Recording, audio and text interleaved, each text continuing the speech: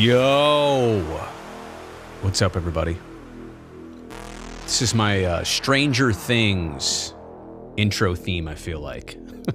this jam right there. Doesn't it have the 80s like synth vibe going on there? Yeah, the stream is, well, not starting soon. We can just kick it off right now. Heck, why not? Rolling here from the office on a Tuesday night. The A's are already up 3-0 after their first at-bats. That could make for an easier post-game show for yours truly. 2 wins in a row? Wouldn't that be something? Here's how things look right now live in San Francisco thanks to HD on Tap. Great camera shot there from the Mark Hopkins Hotel. Overcast and calm in the Bay. I gotta tell you, waking up the past, 2 mornings now? Feeling that overcast blanket in the mornings has been so awesome compared to 110, 112 degrees out in the East Bay. Oof. Last week was just fatiguing, honestly. It gets to you. Like 1 or 2 days, okay, of a heat wave, yeah, you can survive that, but basically a week straight, not comfortable. And it never really recovered overnight either, so glad that's all done with. For now, and honestly, maybe that was the last push of the summer. And if you're from around here, you know that summer really hits in September. Summer's not a June or July thing. Or really even August. August can get bad, but September is really when summer hits here in the Bay Area. So, thank you, Stranger Things theme song, but we are now done with you. So, I'm with you here for questions, for comments. Oh boy, the A's just gave up 1 run. The A's might have just given up a 2nd run. Nope, just 3-1. So it's going to be one of those nights. It's going to be a shootout, an offensive duel from Texas. I should probably pull up the questions and answers here so we can get rolling on the, I feel like, yeah, I gotta set the tone. If I am going to do a Q&A, like I got to get to some Q&A. T-Money, what's going on? You're one of the first here, which means that you probably have the notifications on. I didn't even turn this, or I didn't even tweet about this or anything, so I appreciate you being notified.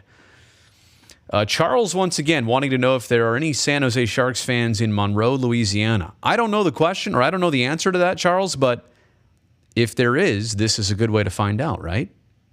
There might be some others from Louisiana watching this, and if they're on this channel, heavy chance there are some Sharks fans. Saludos! Bring up Soderstrom and Susak. You're just all in on the A's prospect train, huh?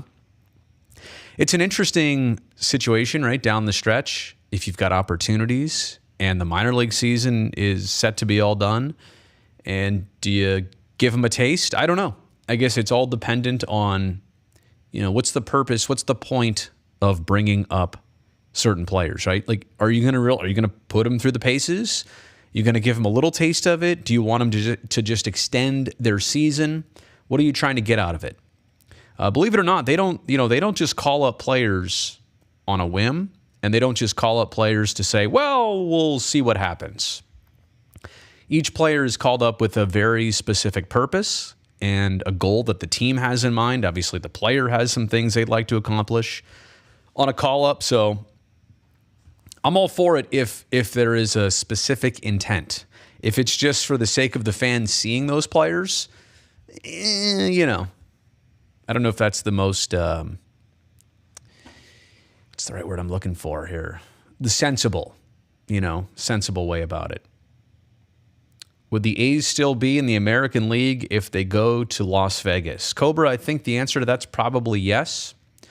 Although I would tell you, I think if Las Vegas were to field an expansion team, I think that club might be in the National League. I think that club might be in the NL West. I haven't fully thought that one out yet. Would it be an NL West team? I mean, it would have to be in a Western division. Only that would make sense. And the AL West already has 5 teams. Well, now the A's did give up that 2nd run. So 3-2. And by the way, in this game, you have two starting pitchers, both searching for their first big league win. Now, it's not a certainty that either one will get a W, but one of them could. And at this rate, both of them are going to get run support, but they just need to hold down the opposition offense. Sean Sullivan, big Sharks news coming tomorrow. What do you know that I don't know? What do you know, Sean? Is it, whoops, my soundboard got in the way there. Whoop, let me move that out of the way. Is it this? Is it that? Or is it that? Yeah, I think I might know. I think I might know what that secret is. That big Sharks news that they tweeted about today. Might have been the plan all along to have a certain reveal tomorrow instead of the last 2 weekends. By the way, I did a video about this, the whole situation, a couple days ago. Check it out. I really want fans to understand it from the team perspective. You know, you work so hard to try and surprise the fans, try and give them something new, something they've asked for, something to help turn a page, start a new chapter, all the above. And then certain individuals along the way just cannot be included in that circle of trust. And maybe a trust issue, also a flat-out clerical mistake issue to have some of those jerseys hit the shelves at retailers across the Bay Area. Frustrating, right? I'm not a Sharks employee, but I do I root for them as a business. I root for them as individuals, on and off the ice. And I know how hard they tried to make this special for you. And I know there's curious fans out there who just say, I just want to know as soon as possible. But they were really trying to do something cool. And it got, spoiled to a certain extent. So I in retrospect, I wish it didn't play out that way. Pizza. Was it the 4-goal deal, right? 4 in the net pizza you get. And now it's tacos, right? Timo time is taco time. I love this. Razor. Hey, Brody, cheers from Alaska. You know what? Let's get into that too right now. Razor, since you brought it up, let me know where everybody's watching from tonight. And I don't just mean your couch, your car, the park, on a walk. Whatever it is, be safe while you're watching. But let me know. State, city, location, continent. I'd like to go international tonight if we could. We typically do. Already itching for more hockey. Isn't it amazing how that happens? I mean, for example, the Oakland A's right now are playing game 122 of their season. They're up 3-2, but it's been a rough year, 51-90 record. They are on pace to lose 100 games for only the second time in Oakland franchise history. So all that, right? It's been a lot of losing and a lot of struggling and a lot of leads that turned into deficits and a lot of stuff that we don't really love to rehash or discuss on TV. But I'm telling you, the weekend that baseball is over, we'll be like, okay, great, take a breather. But the next weekend when we don't have it, there will be that emptiness. Now, for me personally, it won't last long because I'll be distracted by hockey, and here comes that new season. And to your point, you think about the way last Sharks season ended. Just get the season over with. Let's get some changes happening here. Let's try and better the team. But I don't think anybody wanted that season last fall, spring to extend much longer, right? Just be done with it. Let's move on. Let's start a new campaign. It's just amazing how redemption happens, right? An off season gives you the time to reflect, to reset, to get excited all over again. And that's the jittery, if I'm saying your screen name right. That's the feeling I have too for Sharks hockey. It's also the weird feeling that I have for baseball ending. Like I'm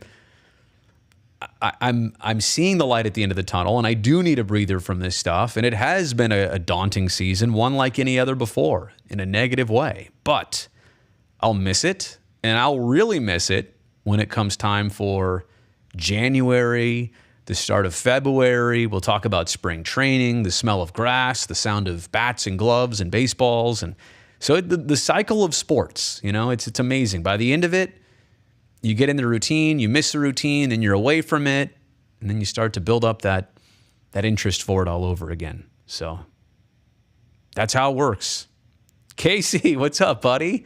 Currently watching from a college fair, as you said you would be. I appreciate you just clicking on here, and we will connect. Casey and I are going to do an interview for his school project about Howard Terminal. He has decided to make Howard Terminal the focus of his one of his big projects at school. So of course I'll help out on that. Absolutely. Did I see the SF Gate article that came out today where they ranked the Bay Area city flags? Oh, some are awful. I did not see that.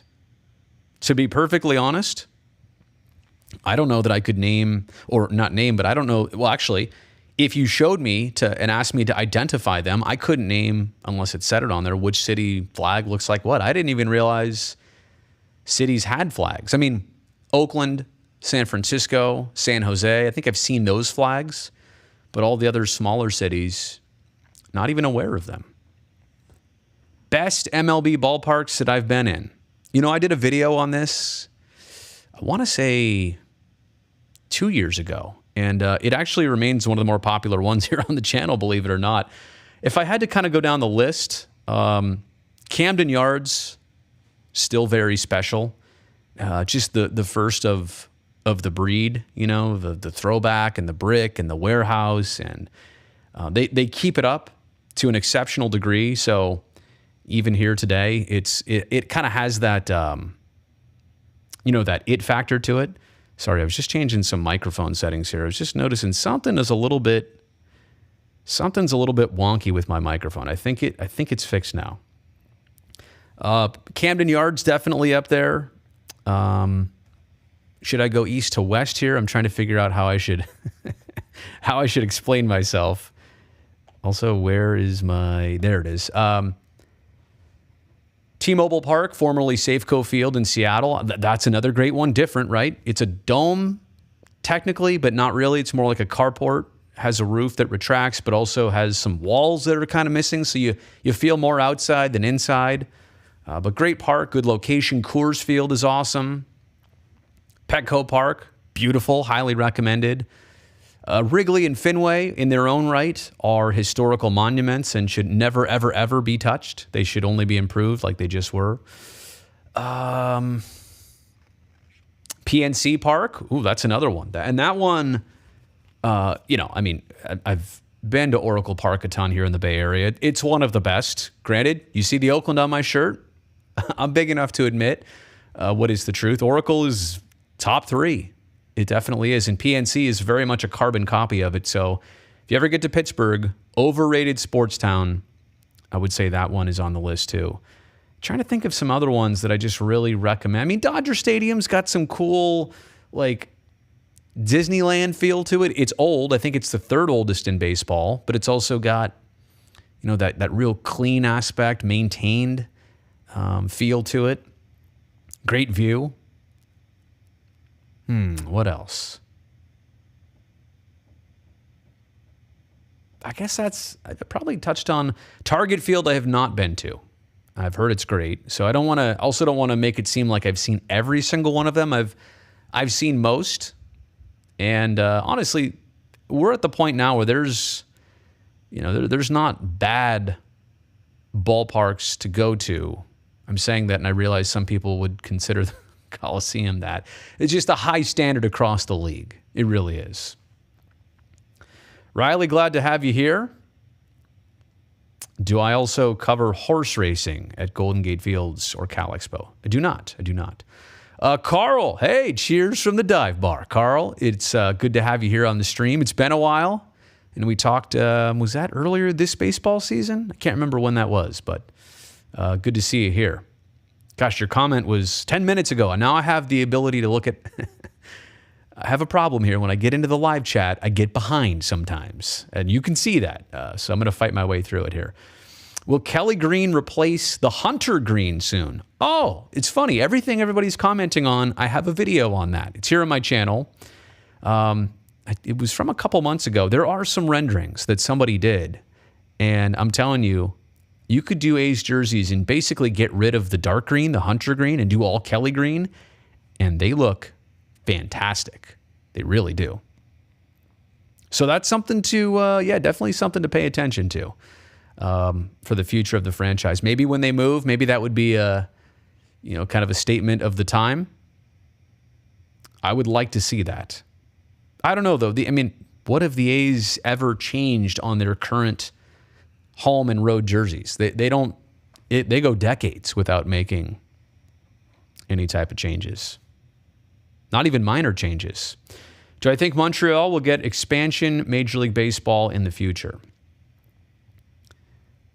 I'm going to tell you right now that I think baseball is enticed by Nashville, Dave Stewart's operation, and I think baseball is very interested in what the A's are learning right now in Las Vegas. If they really are going to expand by 2 franchises, that's where I see those 2 going. I know they've already been in Montreal. Would they try and use Olympic Stadium all over again? Would they retrofit it? I don't know. I really don't know. Montreal may never get a Major League Baseball opportunity again. And I'm not saying that they don't deserve it. I'm not saying that they played their way out of it.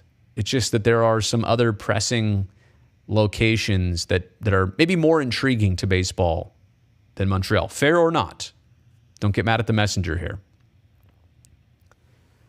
I'm excited to see a new Sharks team. I know change can be scary, but as a fan, I think it could be really fun and interesting. Many are worried, but I think they have a chance to exceed our expectations. It's a great topic, and it's an interesting one, and it's something that we're going to find out. I feel like in the first 2 to 3 months of the season. Basically, by the end of 2022, we will know how much change has truly taken place with the Sharks.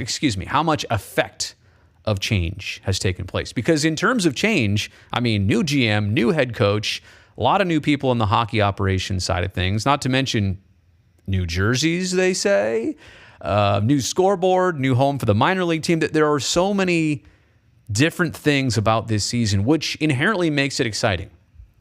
As Drew and I talked about a couple weeks back, it's the opportunity season. And yeah, it is maybe hard for some to get out of their comfort zone, right? Brent Burns, the time on ice leader of the team, each of the last how many seasons, no longer with the club. So they are going to take on a different look and feel in a lot of different ways, on the ice, off the ice, strategy, execution. So yeah, I understand, scary, but they needed this, right? And I don't think anybody is upset in understanding that it was not working out. It was not making progress. The traction was not happening as much or as quickly as possible. So I'm with you. I think you do have to give this time. Let's be fair about it. Mike Grier took over what was definitely a project. This wasn't a turnkey operation. And the same thing for Coach Quinn, right? It's one of those things. I said this about Bob Bugner too. He was not handed the keys to something that was automatically going to open the playoff doors. Not the case. And I don't think Grier and Quinn right now are in that situation either. They're building towards it, and maybe with their influence, that can even push it closer. So I'm not even going to say, oh yeah, the 3-year playoff drought's over. I don't know. I'd love to think that. How could anybody know? So much has been changed. There is so much newness that we will find out. But again, I think we'll have a really good idea where the season is headed by the end of December 2022. And what I'm saying is, have a really good idea. Are they in the playoff conversation? Are they not? Is there still a lot of work? Are there more changes and moves that need to be made? Or are we gaining steam? Even if we're not close, but you can see it coming. That's fine too. I think that's what this next season is all about. Paying attention to trajectories. I'm excited about it. I'm excited about the new conversations, the new looks, the new, it's the same logo on the sweater. It's the same building you've been going to. Randy, Drew, and Hetty, same announcers you've been used to on television. Maybe we'll invite Brownie back, but a lot of those same things. But what you'll witness in the games will be different. Now, will it be better? Different and better are two things. Instantly better? I don't know. Better in time? That's the hope, right? That's the thing that you're aiming for.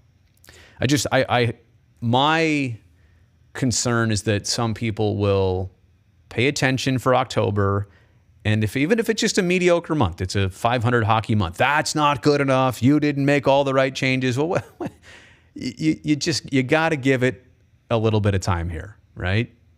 Anybody who's remodeled a house knows that that's not a 2-week project, right?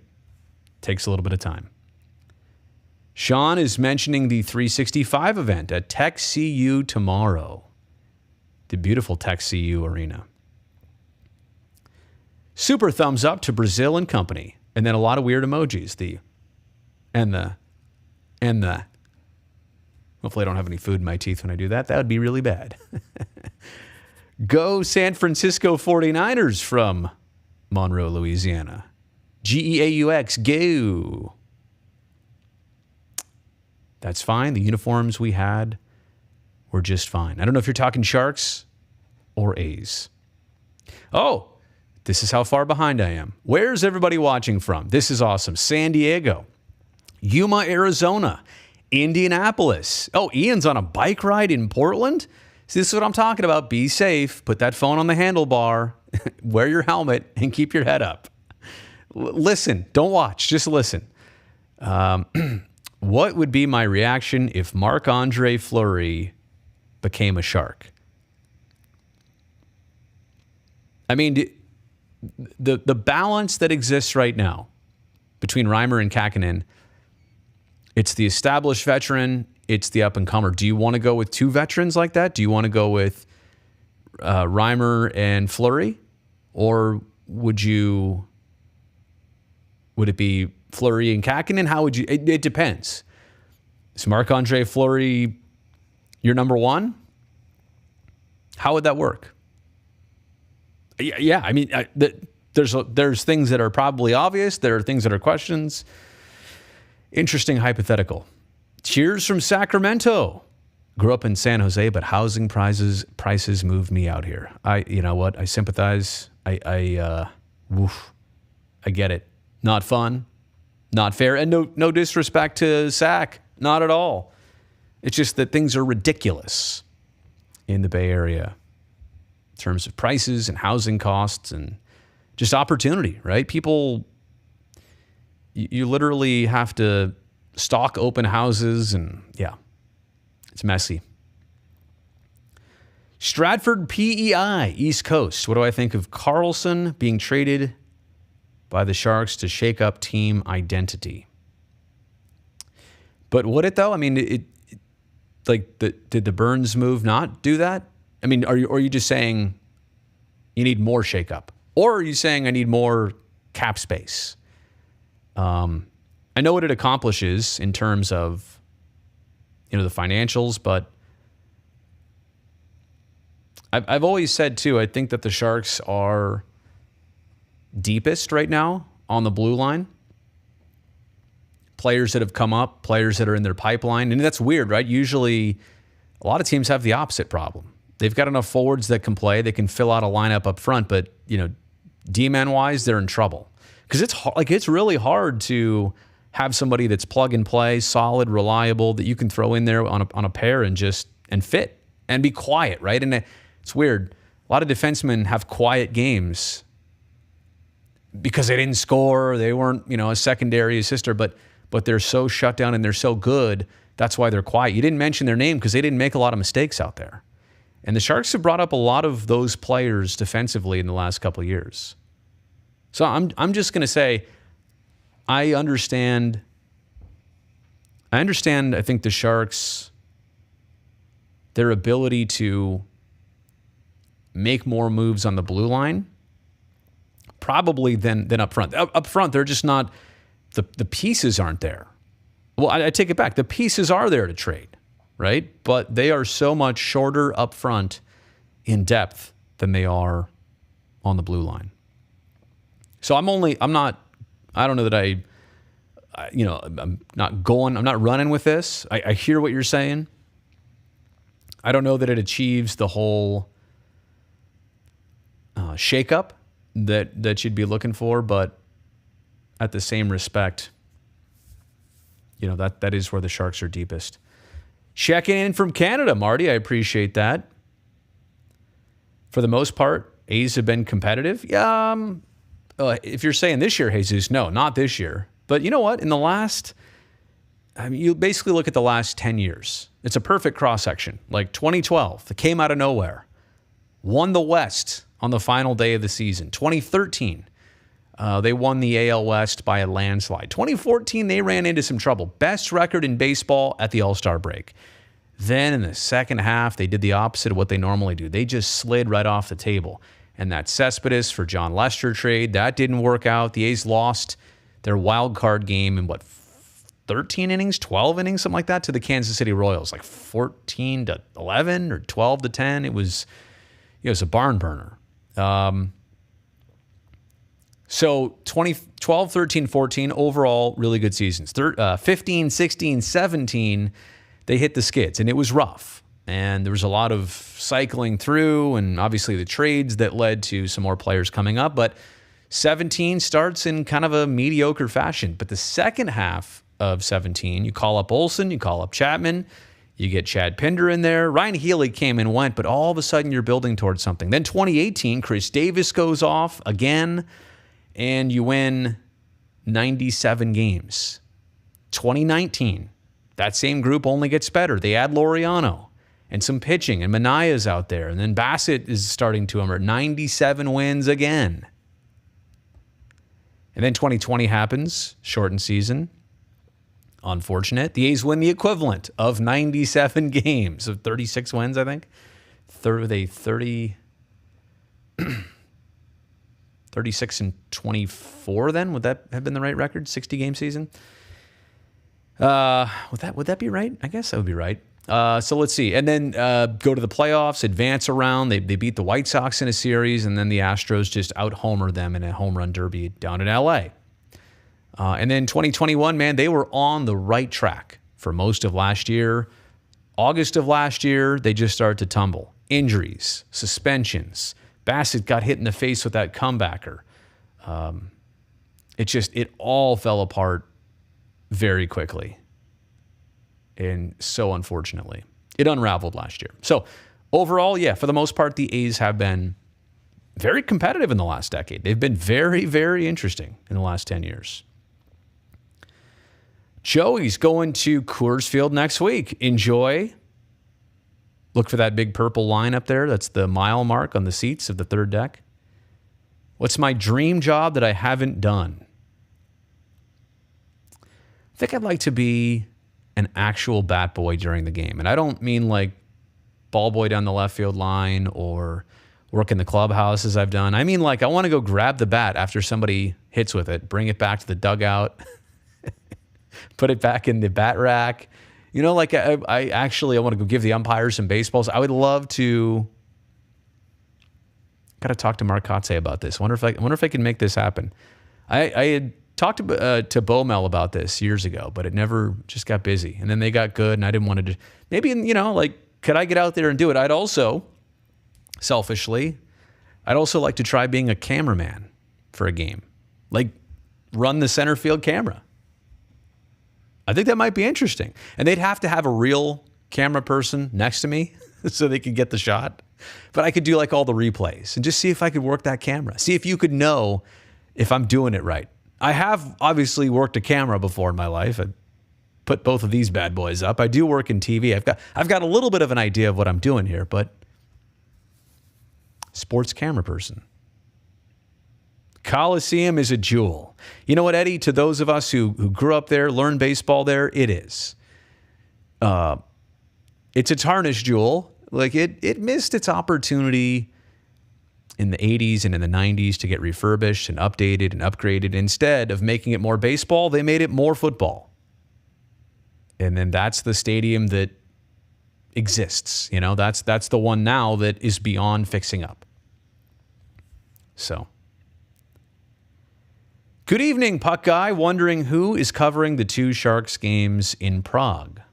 Well, did you see the TNT schedule?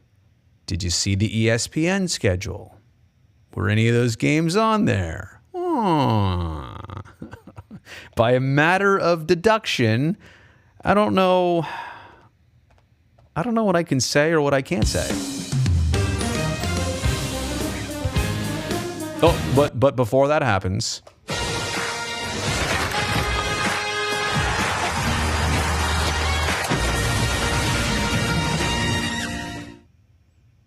okay.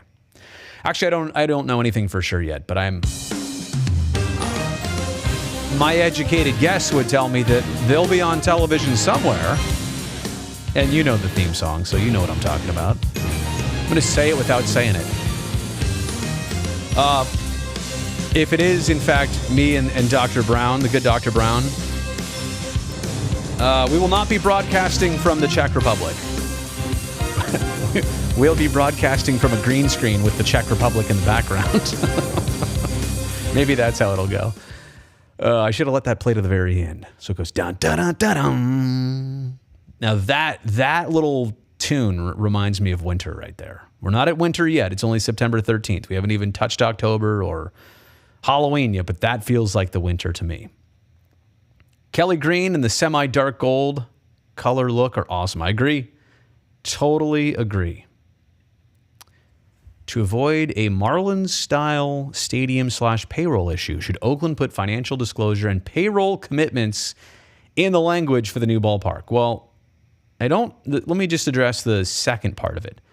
Payroll commitments would be near impossible. And I don't know that you could put that in the language with like the city in a binding agreement that we're going to not only build this ballpark, but we're going to spend X amount of dollars to fund the players. I don't, that seems a little bit too much of a, I mean, it's what they've said they're going to do, right? So why would you not sign up for that? But I'm saying as a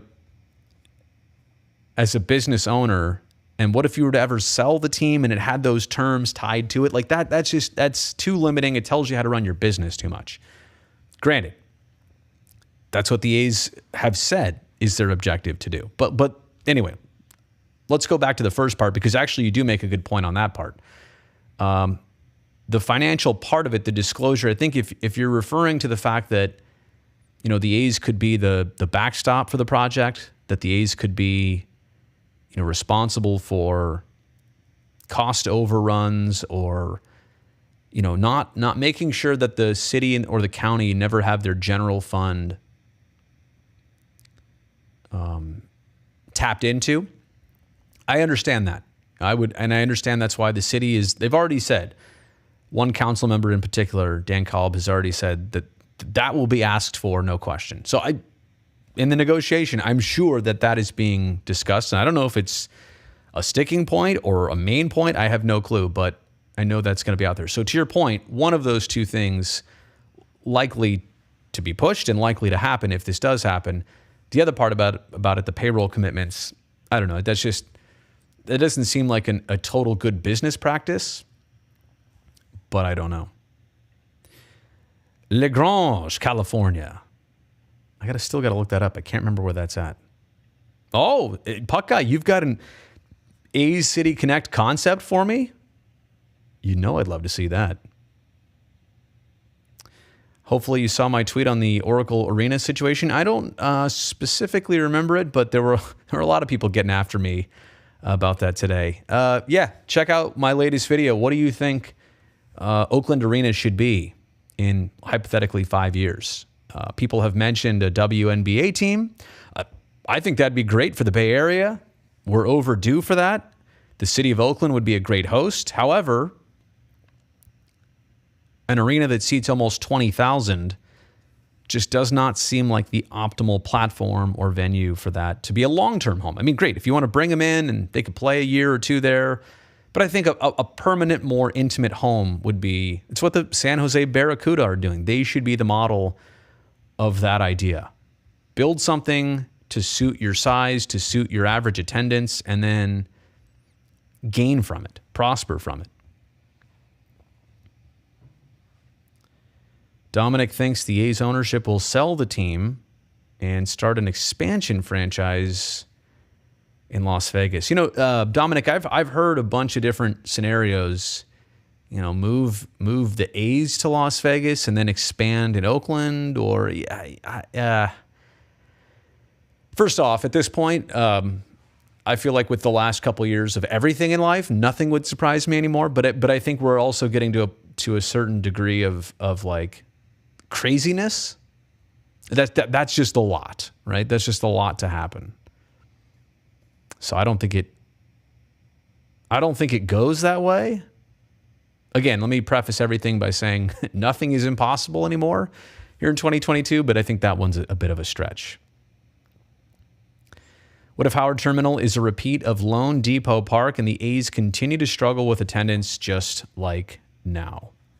Well, I would pose it to all the fans out there. I mean, so many of them have said, they're seeking commitment. They're seeking two things. Knowing that the name on the front of the jersey, Oakland, is going to stay the same, and knowing that the names on the back of the jerseys are going to stay the same in retaining good players, that they cycle through them a lot. They get a lot of good players. Are you going to keep them? So if you keep this and you start keeping these on the back of the jerseys, those names that you like, is that enough to win people over, to have them come out? My theory is this. I know you see what the attendance looks like right now, but I also know that there are a lot of A's fans still out there. I know it. And I think the team is going through kind of a weird situation. Like, have you ever worked out and you're in the last couple minutes of your workout, hopefully like the team is in their last couple minutes of getting the ballpark done, if you know what I'm saying. This is my exact reference. But you're in your final couple minutes of the bike or the treadmill or the rower or whatever you're doing. And you're sweating up a storm and you're just overworked and you're just like, oh, I'm so spent. And somebody comes up to talk to you. And you're just like, can't breathe. Hang on a second. I kind of feel like that's what this is right now in the team. Like they're getting to this point where when this is complete, maybe they won't be out of breath as much. Maybe they'll be caught up. Maybe it will be a totally different situation. Like I said, when this is for sure, Oakland across the chest and the names on the back stay the same. Because if those two things happen and you get a beautiful new ballpark to go with it, I mean, how is it not a different, kind of vibe around the franchise? It is, right? If you got all three of those things, commitment to stay, new ballpark to go with it, and retain the players you like. What else? I mean, what more do you want? So I think that, to answer your question, like that's how you make sure that you don't repeat a Marlins situation.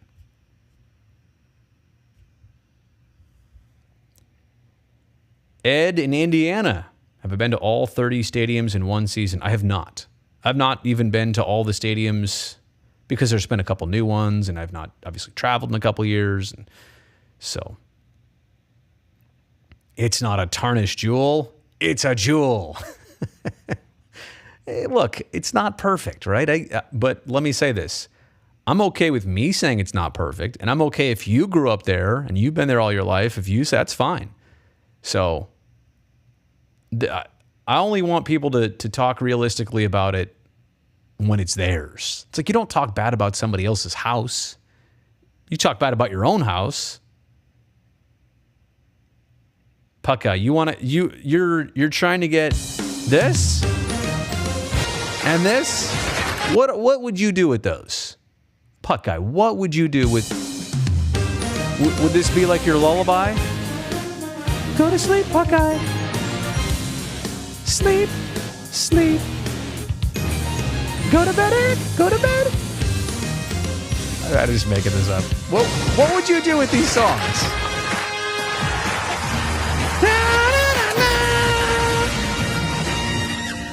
What would you do? Why do you want those? I don't even have a good copy of the pre-post theme song. It's all compressed and distorted.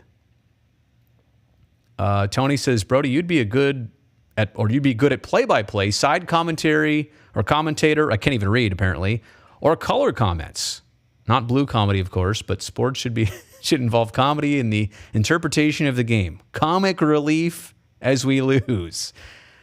First off, I appreciate that, Tony. Second off, play-by-play or game calling is just an area that I've never dipped into. I would never say never in my life if that ever presents itself. I don't know. I'm not burning for the chance. I'm really not. I really like what I do now. So I've learned to never say I'll never do that, but I don't know, and I'm not itching for it either. But I would also say the whole how to treat a loss situation, it's weird because you don't always want to get up there on camera after a tough game and make it a comedy routine. It's almost insulting. I mean, people are pissed off. You put forward their best effort, or their team is just that, not well put together, and it gets frustrating when you lose 5 or 10 in a row or whatever. It mounts. It really does. So there is a time and a place for keeping it light, no doubt, but it is touchy. It really is. But I appreciate the compliment. I probably shouldn't have overlooked that in the first place. Bottom line, if there isn't a voted on binding vote financial deal before January 20th, 2023, are the A's gone to Las Vegas? The January 20th, are we talking about changeover of mayor and city council? Is that what we're talking about? Because, I'm not going to put a hard date on it. I will say this. We are 7 days away from the 20th of September. And on that date, the City Council of Oakland was supposed to have a financial analysis of what would be an agreement on development, a development agreement, and a community benefits agreement. As far as I know, there's not an agreement to analyze right now. So before we talk about like real hard deadlines, this is soft-ish deadline, and it does not seem like it's going to be met. And so I'm left to wonder, where does it stand? How does it stand? Is it still possible? Is it far off? Is it weeks off? If it's weeks off, okay. Makes it more uncomfortable, but still okay. I've said it before. I'd rather have a deal that works and is more ironclad, even if it takes more time, rather than something flimsy just to meet a September 20th date. However, September 20th turns into October 20th pretty quick. So time is definitely of the essence. Howard Terminal build needs an escalating commitment that if the city is out even a penny after 10 years, they get partial ownership of the franchise. Well, that would be quite the wording of a contract, huh? But to your point, Brian, maybe that's an extreme, what you're saying. Like maybe that's the details that you're spelling out might be a little bit unrealistic, but to your point, yeah, the fact that even a penny is too much, that they don't want to get involved in risking the general tax fund. I understand it. And unfortunately, it's not to say that the A's would be right if they put Oakland in this situation, but the Raiders did it, and that's why Oakland is feeling especially scarred. Even the Warriors did it. There was a lawsuit about $25 million or so that Oakland had to kind of go chase down and make sure that they could retain that last money that the Warriors just kind of up and left and didn't complete the move financially. So, from Oakland's side, I get it. Now, first off, let's also be clear, the ballpark, $1 billion, entirely privately financed. The A's last summer, in their initial offerings, they said they would upfront all the infrastructure money necessary and get paid back later. But they would front it. Infrastructure that's not part of the ballpark. It surrounds the ballpark. It's stuff that should have been taken care of over time anyway, but wasn't, neglected. It's also stuff that, the ballpark in that neighborhood would need to thrive. But the city council decided they didn't want that. They would take some of that but not all of that. They wanted to fund some of that themselves. Which of the new A's players should fans be keeping an eye on? Well, I'll tell you what, tonight's starter, Ken Waldichuk. Tomorrow's starter, J.P. Sears. Really like both of them. Dermis Garcia, I mean, he hit the 3-run homer tonight. That's been another player that just, I don't want to say came out of nowhere, but has definitely impressed. Nick Allen defensively, really digging that. Let's hope that the bat can come around. If it does, that's the big question mark right now. Shea Langoliers, obviously, and Christian Pache. I mean, he was up for the first half, almost the entire first half, and never really latched. And then went down to AAA and was okay. But Langoliers, Pache, I think Jonah Bride has played a lot this year. Maybe hasn't had kind of like that breakthrough streak. So those are some of the names I'm watching specifically. Thoughts on Stu? Who's number 34 retirement ceremony? It was great, Kevin. Thanks for asking. And honestly, I texted him earlier today. I hadn't talked to him and just wanted to give him some breathing room. He must have been overwhelmed. I mean, he was between his event on Saturday and the whole deal on Sunday and being surrounded by friends and family. When you get married, when you're in a wedding, you are the center of attention for a couple straight days, and you don't even have time to catch up with everybody. It's impossible. And these are all the most important people of your lives. And it's an overwhelming social experience, and I'm sure that that's what he went through in the last couple of days. So great for him, though. He said, I just quickly responded. He sent me something. I said, I hope everything went as good as it looked and felt. And he said, yep, it absolutely did. So said he couldn't, I forget what he said, beyond my wildest expectations or something like that. Should I quote him here? He said, Hammer, he calls me Hammer. Hammer, it was great, more than I could have ever imagined. And then thank you for being there. It's a pleasure to roast you. Thoughts on the new SAP Center scoreboard? Jonathan Becker just released another photo on it today. Yeah, he's excited about it. I would be too if I walked into work every day and saw more progress and it's coming together and it looks gigantic. And that's kind of what the building has been missing is like a totally new feature. They've improved.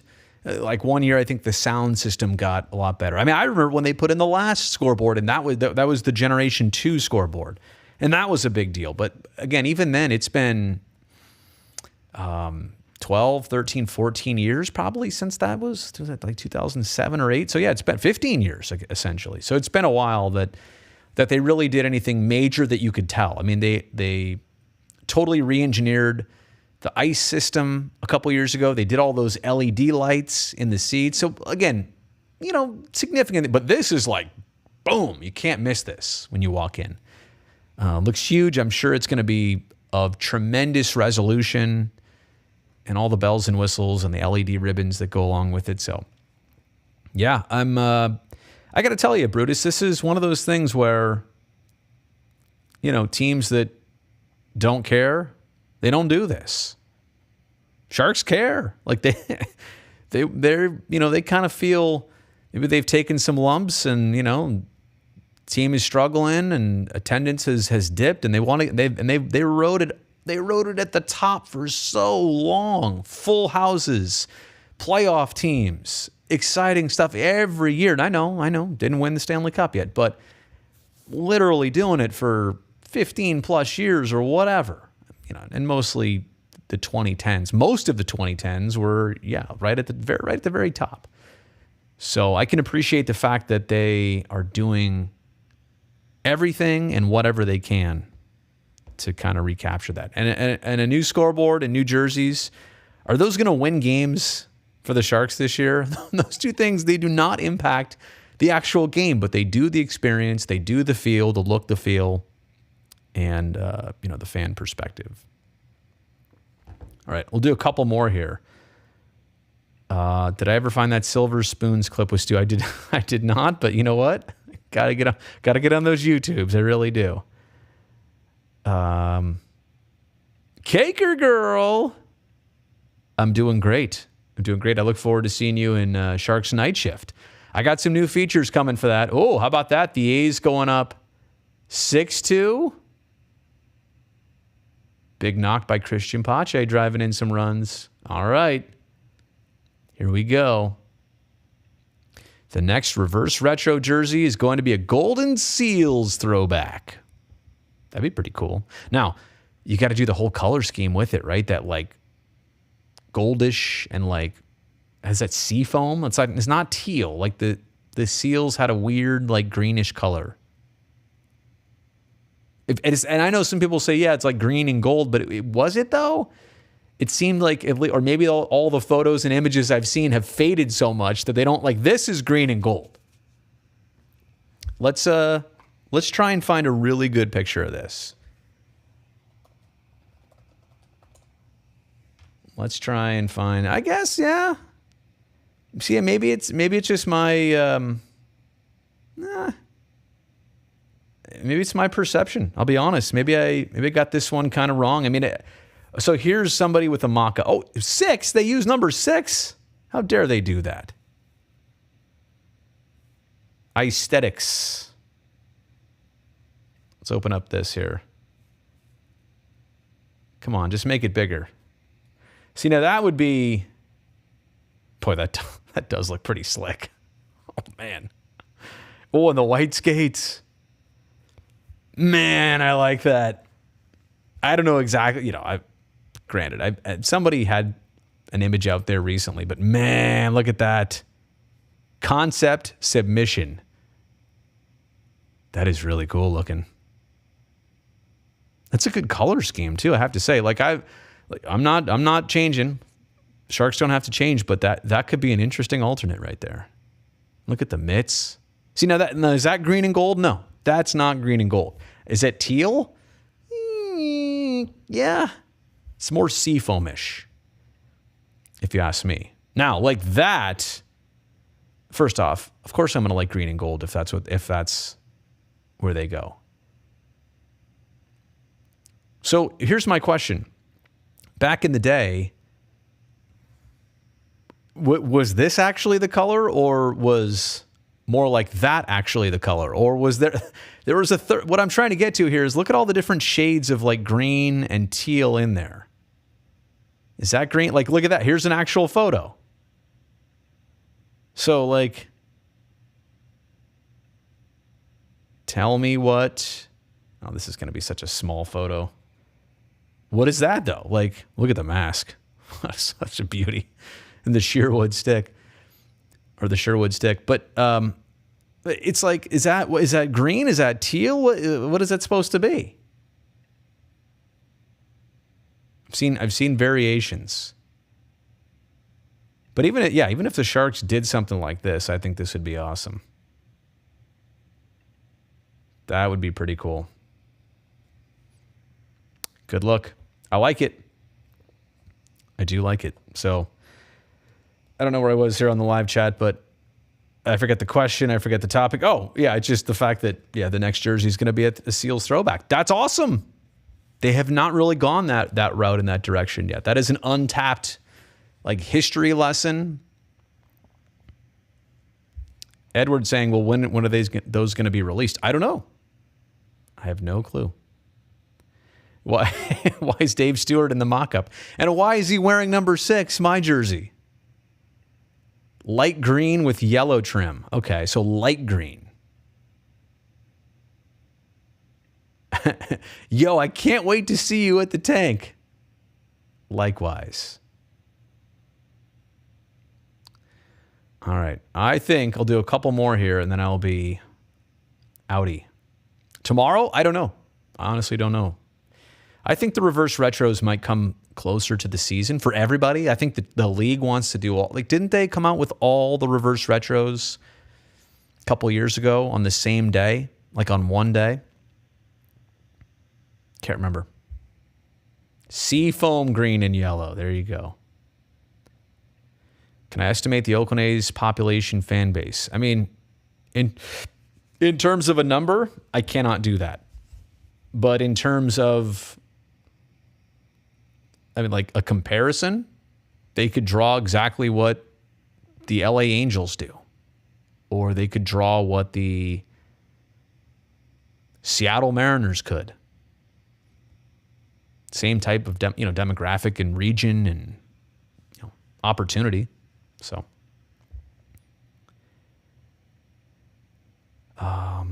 if it seems like negotiations between the A's and Oakland won't be done by the end of the year. If that happens, what's next? Well, we know one thing's going to happen: an election in November, and we know what that's going to bring: a new mayor and a couple new city council members. And my not fear, but I think the hardest part of all this is that even if a lot of the new council members support the project, are they up to speed on it? Are they briefed enough? Or are we now inviting literally new people to the party? We're doing a hockey line change into a conversation that's been existing for weeks and months and years now at this point. And so do you start some things from scratch? What if there are some people who join on that are less motivated to get the project done, or they want to delay it more? So that's kind of it doesn't necessarily end things by any means, but it paints a whole different picture. It's kind of like the lights coming on at the end of the dance. You're like, whoa, what, party's over? I mean, it's not, maybe not like that, but it's kind of a shock to the system if that happens. You just don't, and then baseball is going to look at that not in a favorable way, like Major League Baseball. I don't know what it means for negotiations or the A's. It's rearranging, it's literally shuffling the deck in the middle of the card game. So that is my analogy. And that, I believe, is the end of this live stream. So I'm always going to do this at the end of night shifts now. just like a real Sharks game. See, this is the jam right here.